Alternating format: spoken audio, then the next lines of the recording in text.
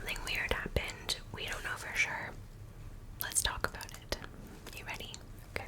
So yeah.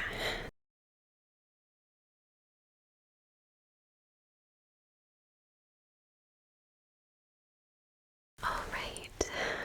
Hello everybody. Welcome back. Happy Monday to you. But more importantly, Happy New Year. I cannot believe that it is 2022.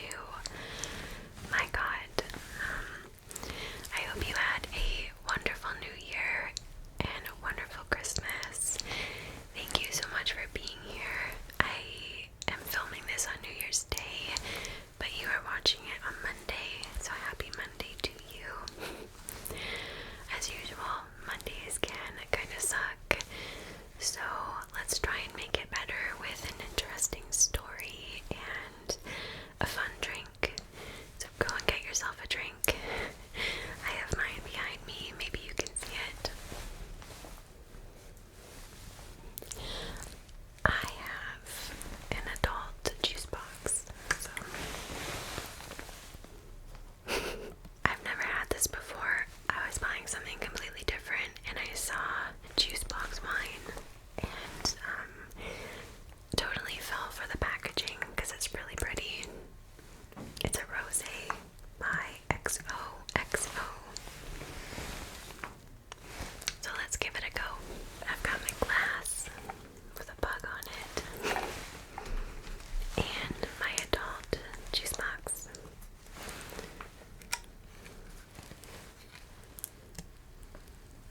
I don't know how this works. No, you have to open it.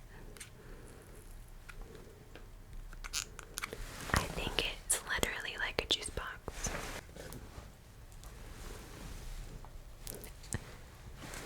I'm using an eyeshadow brush to puncture a hole in it. I don't really care. Someone out there's gonna care, but I don't.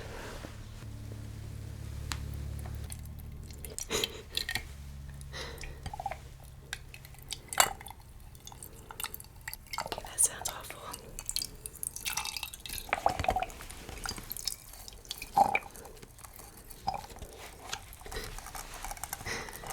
Oh God.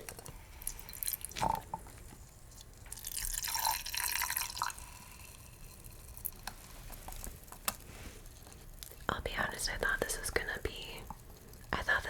go down a little bit differently.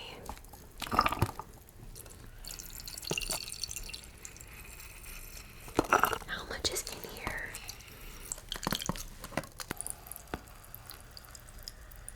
Okay, finally, I'm at the end. That didn't go down.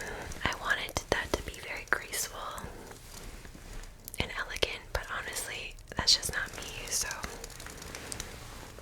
okay. It smells like rosé. It smells kind of a little bit fruity, a little bit floral. It's just wine. It's just wine to me. So cheers to you, my friends. Cheers. Happy New Year. I hope all of your dreams and goals come true this year. Thank you for being here as always, and let's get into the story, okay?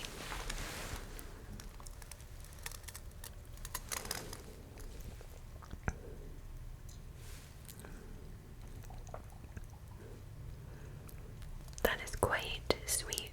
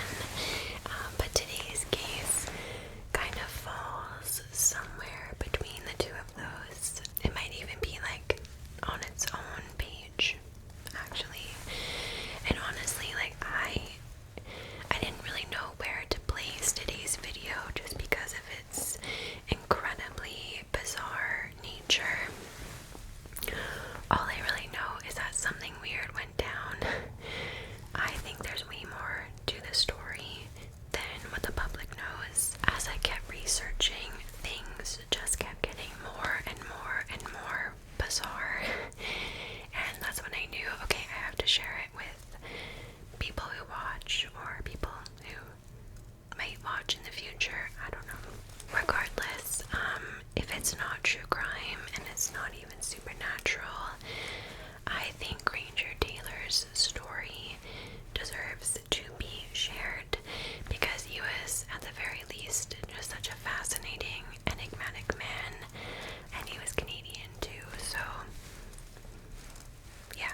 On a cold, stormy night, left his parents a goodbye letter. He went and he said goodbye to his dear friends.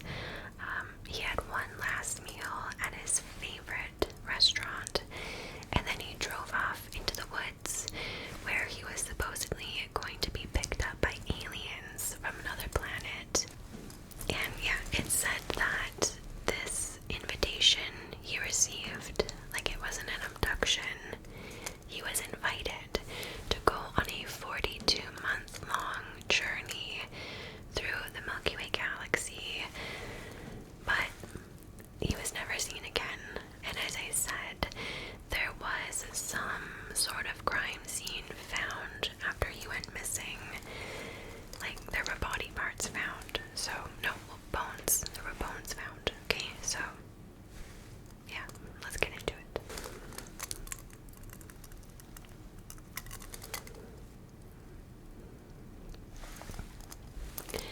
I'm not gonna waste it, but it is a little too sweet for me.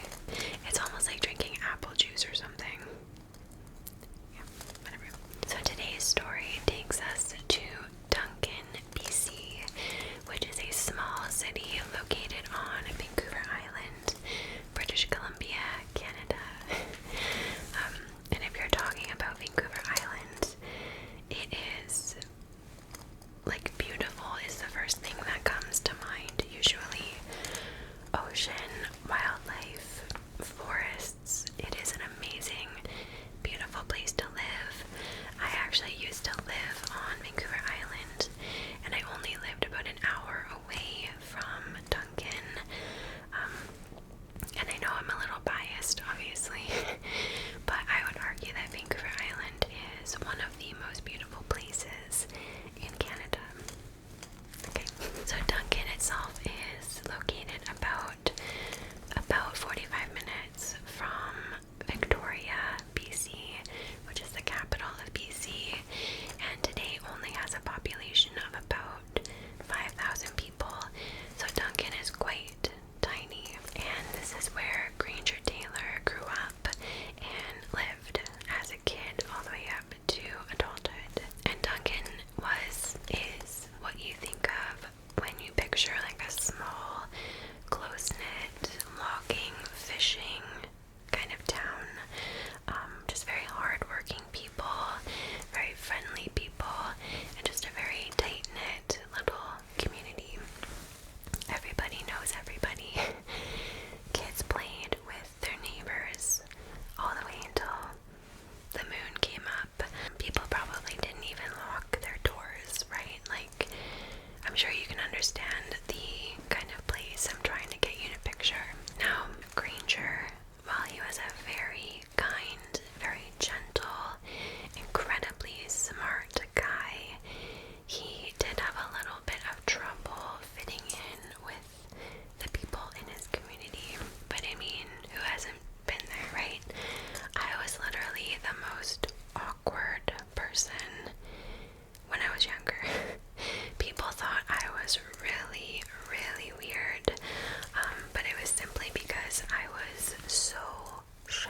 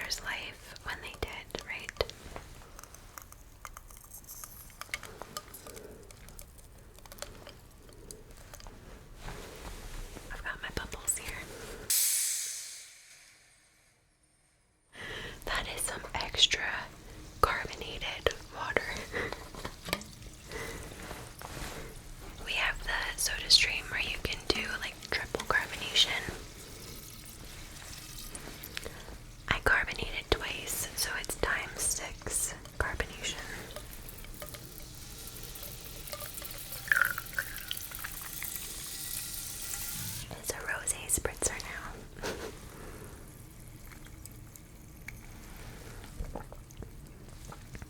That's so much better. That's so much better. It kicked the sweetness down a little bit. It cut the sweetness down. Okay. I got a comment the other day telling me to basically just get the heck on with the story and stop rambling. No. No, this is my channel. Bye-bye. You can leave. I'm not gonna be everyone's cup of tea, so I'm my own cup of tea. I like my videos. Tea.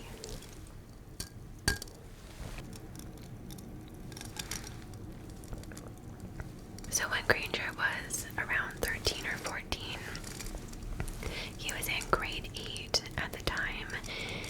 He actually left school. He felt that he had already learned everything that they were teaching, and he was way ahead of his classmates, and he said, I don't need to be here. I already know all this stuff. And like, I feel kind of weird saying this, stay in school, but he was kind of right. Like, people referred to Granger as an eccentric genius, brilliant, a prodigy, gifted, and a mechanical guru. Yeah, he was just one of those people that easily picked up a skill and learned anything. Granger knew exactly what he was good at, and he knew exactly what he wanted to do, and he knew that he just wasn't learning anything in school that was going to be of any value to him in his future.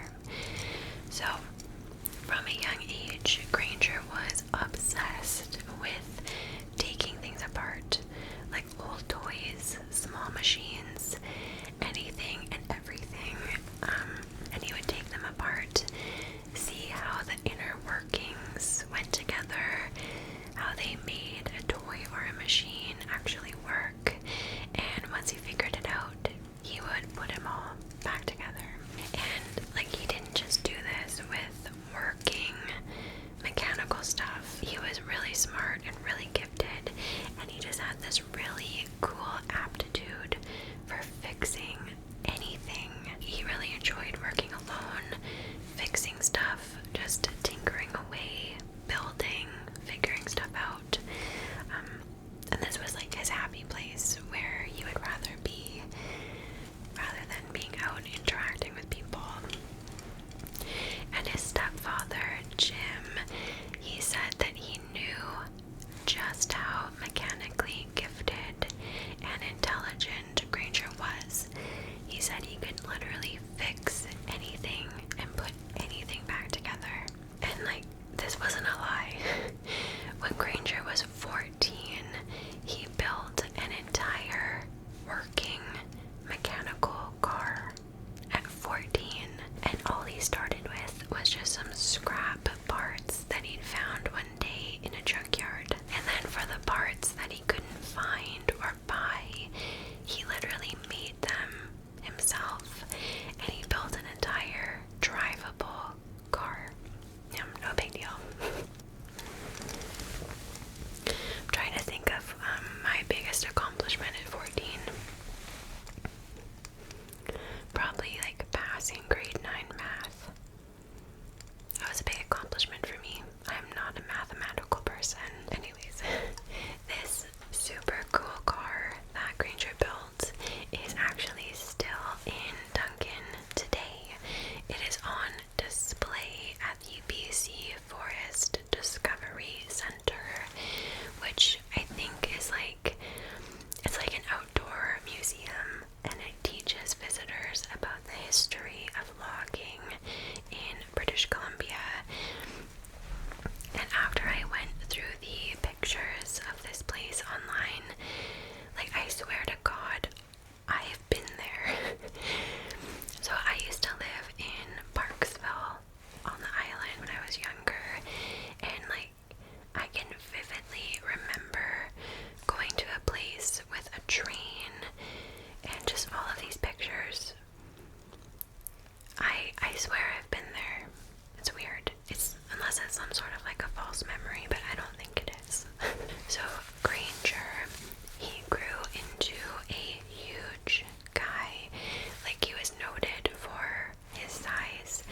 because he was about 6'3", about 240 pounds, but everybody remembers him just being a super gentle, very caring person that would never hurt anybody, and he was given the nickname of Gentle Ben after a TV show in the 60s, and this TV show had a big gentle bear named Ben. Kind of weird, but okay. People who knew him said that had he continued in school, he easily probably would have become like a mechanical engineer or something like that. But it just seemed like he wasn't interested in doing that. He didn't want to go that route. He just wanted to do things for himself, just doing his own thing. That was all he wanted to do, and that's what made him happy. So fixing stuff is what he did, and this was how he made a living. He fixed and restored stuff for people around Duncan. He taught himself how to weld. He worked as an auto mechanic. He fixed heavy machinery like logging trucks, tractors, bulldozers, and this was probably like a lot of business because Duncan was a large farming town, but perhaps his favorite thing to do was restore and then sell historical artifacts and machines. Just as an example, like, no big deal, you know, it's not really a big thing. I could do this too. He found a piece of a World War II Kitty Hawk plane, and he completely built a plane out of it. A working, flyable plane. So this piece of the plane was about 7 feet long, and it was called the fuselage, and I had no idea what that was. I'm sure a lot of you do, but for anyone who doesn't, it is the central portion of the body of an airplane designed to accommodate the crew, passengers, and cargo. So essentially, like for me, it's just the middle part of the plane, nothing else whatsoever. This was all he found, and it was super damaged. It was rotting. It had been destroyed and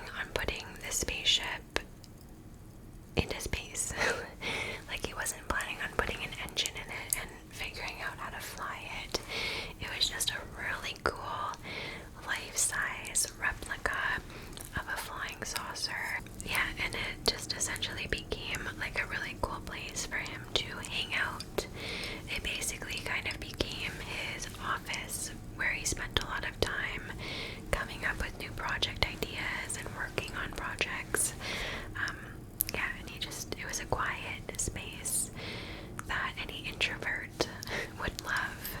And like, don't lie. Don't lie. I don't care how old you are. If you had a spaceship treehouse thing in your backyard, you would do your work in it. Like, you know you would, right? Yeah. So yeah, Granger built a spaceship, but it wasn't like his other projects. He wasn't planning on making it fly or anything like that. It was just a very cool place to hang out and relax and think about stuff. And as an introvert, a quiet space like that is so, so important. And yeah, it was very cool. He built it from 2 huge radio dishes that had come off of a radio tower, and it was this cozy, comfortable space that he even decked out with a couch, a little furnace to keep warm, a desk. He put all of his books inside, everything that he needed. And it was here where he really started to think about like alien spacecrafts and technology, and specifically their propulsion systems and how they worked.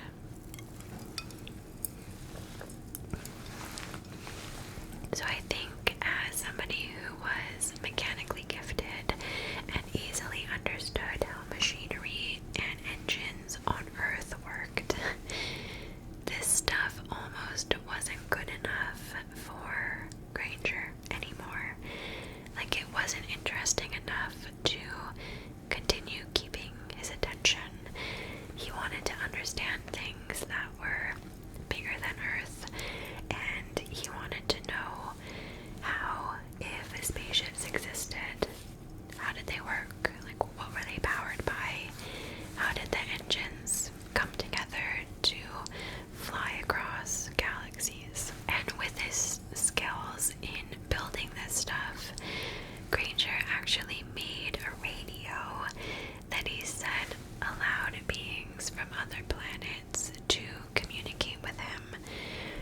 And whoa, I know that was like a big jump in the story, right? But just stay with me. So, a friend of Granger's named Bob Nielsen talked about how Granger would be lying in bed, and it was here where he would also get mental communications from beings from other galaxies. And he was so fascinated with how their ships worked that he would ask them questions about how they powered their spacecrafts. And these beings would answer him, and they would say that it has something to do with magnets. Okay. So, we're getting into another part of the story, obviously. This is an important little nugget of information. How do I say this?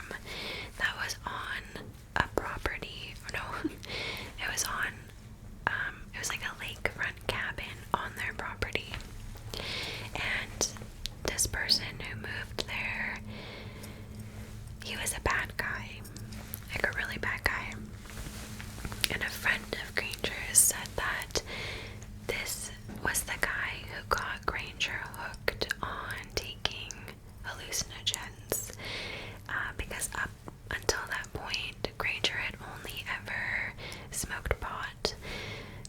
But after this guy moved in, Granger started taking LSD pretty regularly. And at one point, he was taking the stuff like 3 times a day. So, it's a lot of drugs, right? And this is where things started to kind of go downhill for Granger. The drug use got to the point where him and his sister's relationship was kind of broken, yet at the same time, he managed to hide the drug use from most people in his life. Like, he never ever took drugs in front of the young people who would come to the farm to help him work and build stuff. He never did any of that in front of them. I just want to quickly mention this because I find it so fascinating. I don't know a ton about it, but apparently, there is some sort of link or research or theory that taking drugs like LSD, they can like somehow open up our mind to allow humans to actually communicate with aliens. I know, I'm not saying I believe in it, I'm just saying it's out there. If you want to go and research it, it's out there. And there's documentaries by people like Dr. Stephen Greer, who wholeheartedly believe that it's true that like communication with other galaxies and other beings is all done through the mind. Okay? Like, all the communication is done telepathically. Aliens don't have phones, right? Maybe they do. There's no phone connection to other galaxies, so it's all done telepathically.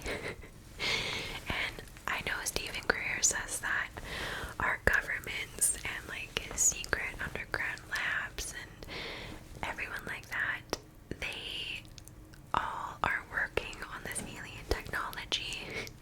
It is right here on our planet.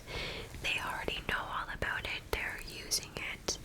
And they can't let the general public know about it because it would cause a public freak out. So yeah, I don't know. It's just it's in the research. Like, even though Granger was taking LSD, people say, so what? Maybe he really was communicating with aliens. Just gonna leave that there. Okay, yeah, I just want to reiterate, like, I don't necessarily believe in this stuff. I want to, for sure. I think it's really fascinating to keep our minds open to that kind of possibility. But I don't know if it's actually true in this situation.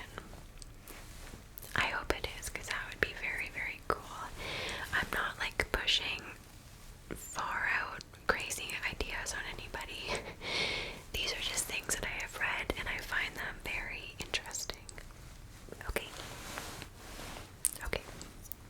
But anyways, one of the theories for why Granger disappeared, and this will be the most logical, obviously, to those who don't believe in aliens or anything out of this world, came from his brother. And he believes that Granger was struggling heavily with drug use, and he was just having a really hard time keeping it under wraps, keeping it a secret, and he didn't want people to know about it. And I'm sure getting help for this kind of thing was pretty stigmatized at the time, especially if it was coupled with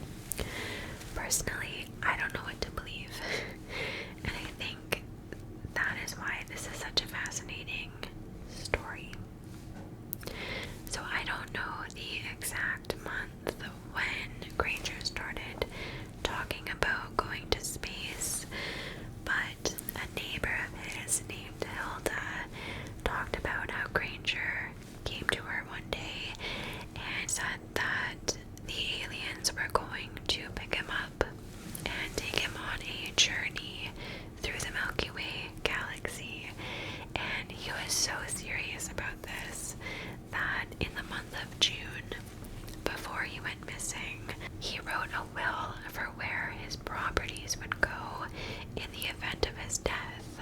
And then, like, the really interesting part is that he crossed out the word funeral because he wasn't dying. He was going to space. And he also crossed out the word death, and he replaced that with the word departure. So, yeah, like, he was very open about this journey that he was about to go on, and he was just going around Duncan talking nonstop about the 3.5-year journey that he was about to go on through space. And people really didn't know what to think of it because, again, he was a very eccentric person, and people didn't really bat an eye when he started talking about this. They kind of just said, like, oh, you're going to space? Cool. Like, this wasn't a super out of character thing for him to say. And I think a lot of people just thought he was being very fanatical about Star Wars and building his spaceship, and they just didn't know that he was actually being serious. And then there were other people, of course, that thought he was crazy, but didn't question it because, again, it was just Granger. And there are a lot of people who also speculate that he likely had schizophrenia, hence why he believed that he was communicating with aliens through a radio and telepathically, and you have to keep that possibility open in this case, right? That's very likely what it was, although it's just too interesting to not think about the alternatives. And I obviously want to approach the story, like every story, with as much respect for the people involved as I can. But if a loved one of mine right now started talking about going, like, on an interstellar voyage with aliens, I might question it a little bit further than the people of Duncan did. You know, like, Granger was so certain that he was going to space that the week before he disappeared, he threw a going away party for his friends to say goodbye and to, like, see him off on his space journey. Like, whatever was actually going on in his mind, he was convinced that this was real. And again, some people thought he was crazy. A lot of people thought that he was just joking. And other people just thought, like, yep, that's our Granger. Nothing new here. It's just Granger being Granger. And I'm gonna go out on a limb and say that, you know, maybe some of these people who didn't question it further were, like, also taking LSD, and maybe that was why they believed him. I don't know. And I don't know for the others. My nose is itchy. For the others, like, maybe just because Granger was such a smart guy, people really did think that he was just joking, or they thought that he was just so into building mechanical stuff that maybe they thought he really was building, like, a working UFO that was gonna fly. I don't know. He obviously was sounding a little bit weird. Maybe he was just getting carried away with building and working on a spaceship, and he really thought that he was going to be able to fly it to space. So in addition to having a party with his friends, Granger also spent an evening with his stepfather, and he wanted to spend the time with him to thank him for being such an amazing stepdad and for treating him like his own son when he'd lost his dad at such a young age.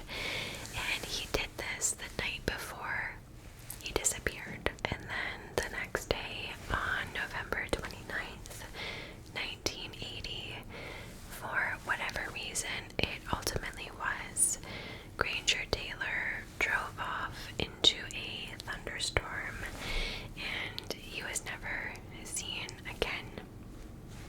So there is a specific story that I want to mention about an alien encounter, a sighting that was witnessed by quite a few people, and they were hospital workers nonetheless, and it is very important to the story in my opinion.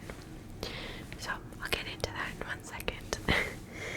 So apparently Canada is kind of a UFO hotspot, which is pretty cool, and famous Canadian ufologist Christopher Rutkowski talks about how their research organization did a survey in 2017, and they found that there was a total of 1,101 UFO cases across Canada.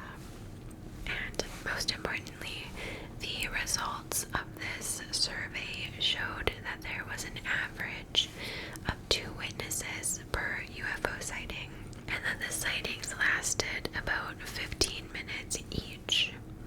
Many of these witnesses were police officers, pilots, and other people with keen observational skills. And surveys, of course, have their problems, but like anything in research, they also have their place of value. So I really like that this survey included people like police officers and pilots, because why would these people ever lie and put their careers in jeopardy, you know? And people with keen observational skills also include, of course, medical workers, right? And depending, of course, when I get this video up, exactly 52 years ago to the day, maybe plus or minus, a very famous UFO sighting occurred outside of a hospital in Duncan, which again is where Granger Taylor disappeared from. And this, of course, is called the Cowichan District Hospital sighting. So on January 1st, 1970, a nurse at the hospital named Doreen Kendall had to work on New Year's Day, and her shift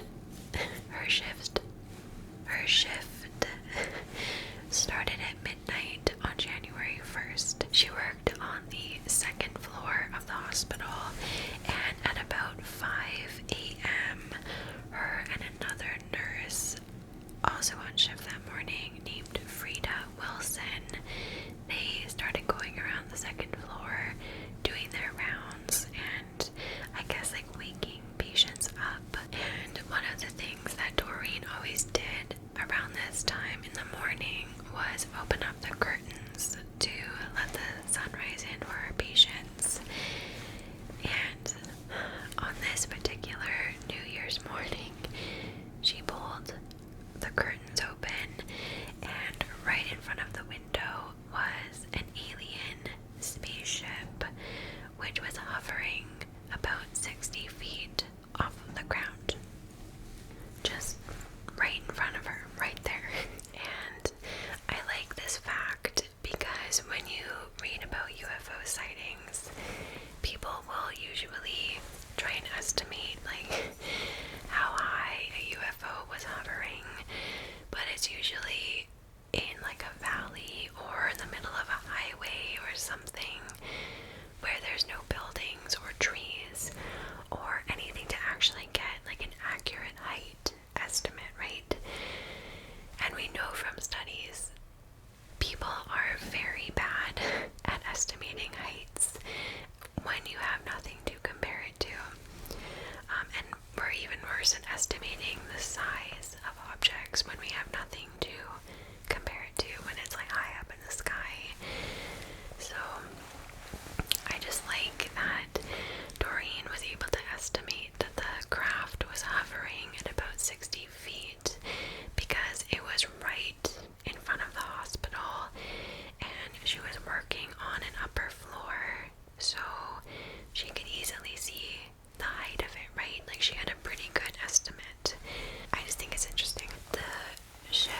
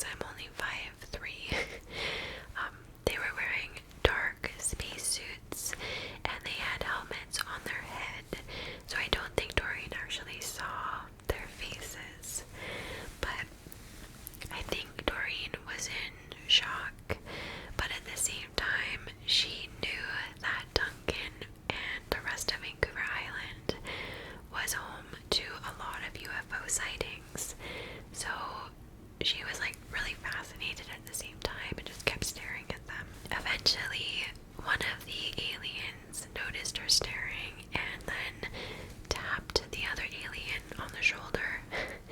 And then the alien looked up, looked over at Doreen, and then started touching the buttons on their control panel frantically, and the ship started moving. And witnesses say it almost seemed to them like the ship was broken or something.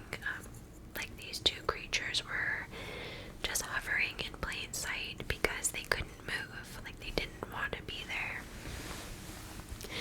But as the ship starts moving, Doreen calls her partner, the other nurse, over, and Frida Wilson runs over to the window, and she also sees the spaceship hovering and moving.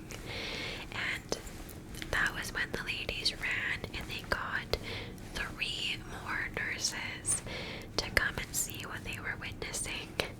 And all 3 of them run to the window.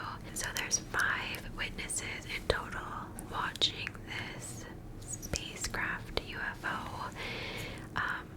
The ship did several circles apparently and then flew off at a really fast speed. So yeah. So just keep in mind that this was smack dab in the middle of Duncan, Granger's hometown. Okay, so back to November 29th, 1980. This is the day that Granger goes missing, and this day was also called the Storm of the Century in Duncan. Apparently, this type of storm was very uncommon in this area, which I guess, I don't think they're lying, but like when I lived on the island, I remember lots of storms, so I don't know. But yeah, it was a terrible, stormy, dark night. The dark night rises. Thunder, lightning, torrential rain, crazy strong winds that were uprooting trees and downing power lines. And before Granger headed out that night, he left this very ominous note for his parents. And I'm going to read it to you. So Granger wrote, "Dear Mother and Father, I've gone away to walk aboard an alien spaceship as recurring dreams assured a 42-month interstellar voyage to explore the vast universe, then return. I'm leaving behind all of my possessions to you, as I will no longer require the use of any. Please use the instructions in my will as a guide to help. Love, Granger." And on the back of this note, Granger had drawn a map of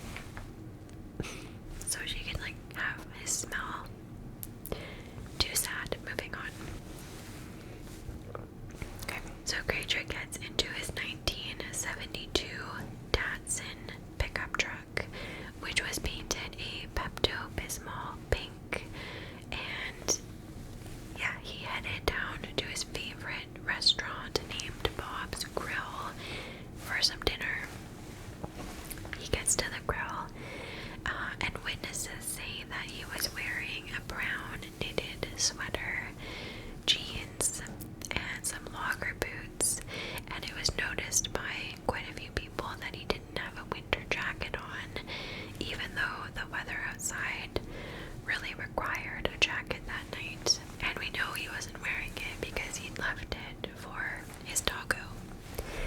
And Granger talked to almost everybody in the restaurant that night. Everybody knew him, said he was chatty, he was in a really good mood. He didn't seem to be acting strange, other than the fact that he was telling everybody that tonight was the night that the aliens were coming to pick him up. And like, for me, probably for you, that would be very weird. But for people that knew him, again, they didn't think that this was that weird for Granger. He was saying his goodbyes and telling everybody that this is the night I am going to space. My alien friends are coming to pick me up. And like, I know, but this wasn't out of character for him. So pretty much everybody in the grill just laughed at him, right? They all said like, oh yeah, there goes Granger again with his crazy stories. He's probably just gonna go eat some dinner and then go home to his spaceship to read about Star Wars or something, right? But keep in mind that for a good while, up until this very night, Granger had been talking about this journey that he was about to go on, and he had told quite a few people that the aliens were going to pick him up on a stormy, dark, rainy night so that the general public would not see their ship. So Granger leaves the diner at about 6 o'clock, and the last stop that he makes is to his good friend Robert Keller's house. And he stops to say goodbye, and he tells Robert, tonight's the night, they're coming for me. And Robert tells Granger, I want to go with you. Did you ask them? Did you ask the aliens if I can come? To which Granger replied, yeah, I did ask them, but they said no, because you do have too much here on this planet that you can't leave behind. Me, this is what I'm destined to do. They gave each other a hug, and Granger left. He got into his Datsun, he headed up to Mount Prevost, and he drove up to Satellite Road. And this is just assumed where he drove, and we'll get into that, because the weird thing was that the map on the back of the note that he'd left for his parents showed Waterloo Mountain, remember? Not Mount Prevost, which was just kind of weird. Like, why did he draw a map of Waterloo Mountain and then drive to Mount Prevost? Right? Didn't make a lot of sense. So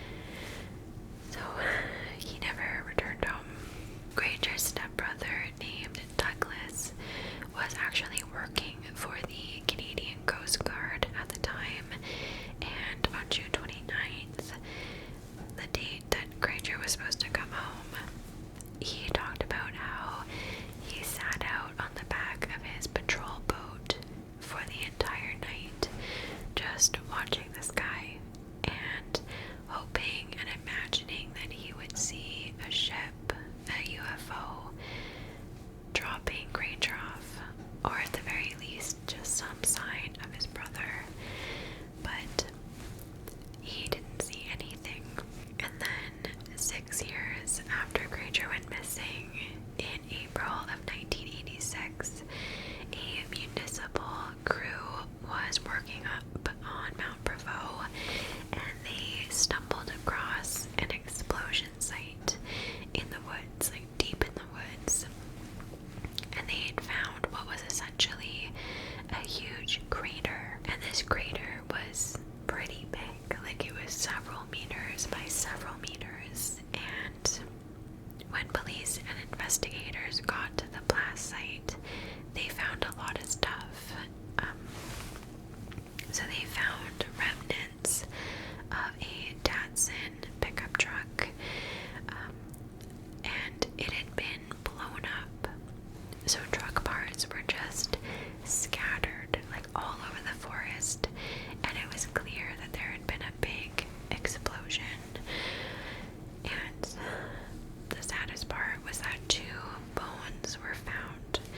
So one was found the day that the site was discovered, and then a second bone was found the next day by search dogs. Now, keep in mind, these bones were not tested for DNA because DNA testing was still so new at the time, but a pathologist did determine that they were human, and one of the bones had a huge fracture in it, which was consistent with an explosion. Like, that was the only way that it could have been ripped off, you know. And I believe both of these bones were arm bones, and police determined that the truck had probably been blown up with dynamite. And this actually made sense because Granger had had dynamite with him in the truck, because he used dynamite all the time, and he used it for blowing up tree stumps on the family farm when he needed to get them out of the way for working on his large projects. But this was also one of the weird things, because as people were speculating that Granger had purposefully used dynamite to end his own life, his friend Robert Keller went into detail about how this just did not make any sense. He said not only was Granger not suicidal, but the amount of dynamite that he had available to him was not enough to blow up an entire truck and a human. Like, he didn't have enough to do that. I know that sounds very grim, but he only had a very small amount on him, and it just wouldn't have been enough to do that much damage. And like, if that was the case, where was the rest of the body, right? Like, why were there only 2 small-ish bones found? Like, wouldn't there be more? I don't know. And what I think is probably the most interesting part is those bones that were never tested for DNA, they mysteriously disappeared. Yep, those 2 arm bones are gone. Nobody knows what happened to them.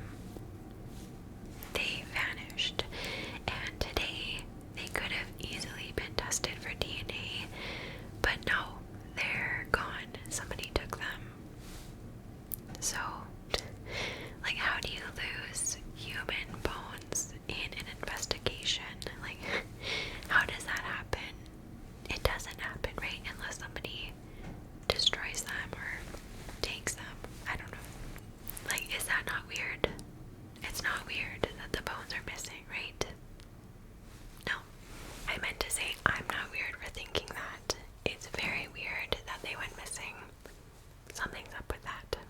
And also, Robert Keller also said that a few days before Granger went missing, Granger told him that he was planning on blowing his truck up. And I'm not going to go into too much detail because this part of the story is very sad and confusing and such a mystery. I'm just telling you what I found. Robert said Granger had told him that he was planning on blowing his truck up because he didn't want people looking for him.